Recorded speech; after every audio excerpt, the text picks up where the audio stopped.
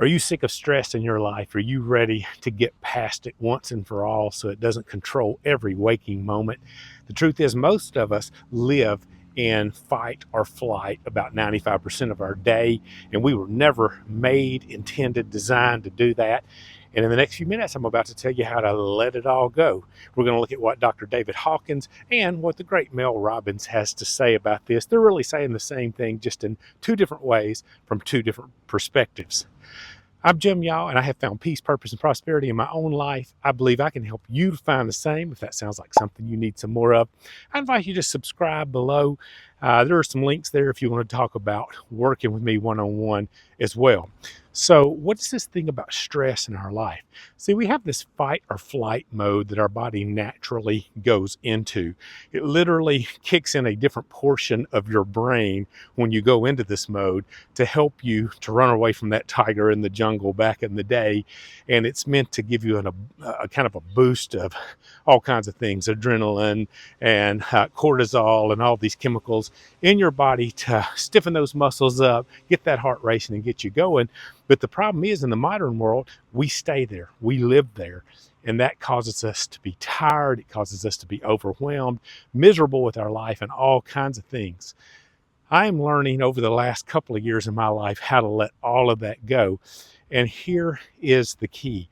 Two simple phrases. Dr. David Hawkins would say it just the way I just said it. He was a renowned psychotherapist, psychologist, psychiatrist. He worked with so many people throughout his career, helping them to let go of the things that held them back in life. And he would simply say, you need to learn to let go. What happens is, in his opinion, negative energy gets built up in our system, gets built up in our soul, gets built up in our body. And we need to learn how to release that. And it's a very simple process. If you will just sit with it, is kind of what he says. When you feel that stressor coming up, when you feel that negative thing, that thing that you don't want to feel rising up within you, sit with it. Don't fight it. Don't stuff it down. That's what we tend to do. Just sit with it. Let it naturally rise up. And when it does rise up, figure out exactly what it is you're feeling. You don't have to figure it out. You don't have to judge it. You don't have to solve it, any of that. Just kind of figure out what you're feeling and where you're feeling it. Sometimes we'll feel stress like I do in my heart a lot of times. Sometimes I'll feel it in my head. Sometimes you'll feel it in the muscles in your neck. You'll feel tension. Just sit with it and let it sit there and be okay with it, and then just let it go. That's what Hawkins says. Just let it rise up out of your body. And the more you do this, the more you'll get to where now I can literally feel it come up to my head and then rise up out of my crown chakra, as some people would say, with the top of my head, and depart. And once you've done that, you can let go of things that you've held on to for years and years and years. So Hawkins would say, learn to just let it go. When you do that, that helps you overcome the stress that you're living in, that you should never be living in other than for a few minutes in your life. You learn to let it go every single moment of every single day. Now, Mel Robbins says the same thing in her book, but she says let them. And she kind of focuses on how we respond to other people. Most of our stressors are brought on from our external environment, right? It's brought on by what others expect of us in relationships, at work, maybe at home, maybe in your friend group, wherever it is, expectations that you feel within that are coming from the outside. And what Mel says is we need to learn to let them in those situations. If somebody is disappointed in you, let them be disappointed. If somebody feels like you didn't measure up to the expectation they had set for you, let them feel that. It's okay.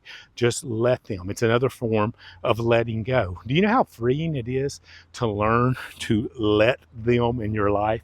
Just to let people be people. You can't control anybody anyway. You're just trying to, no more than they can control you. You get free when you start to understand that concept of just let them do their thing, let them live their life, and let them go.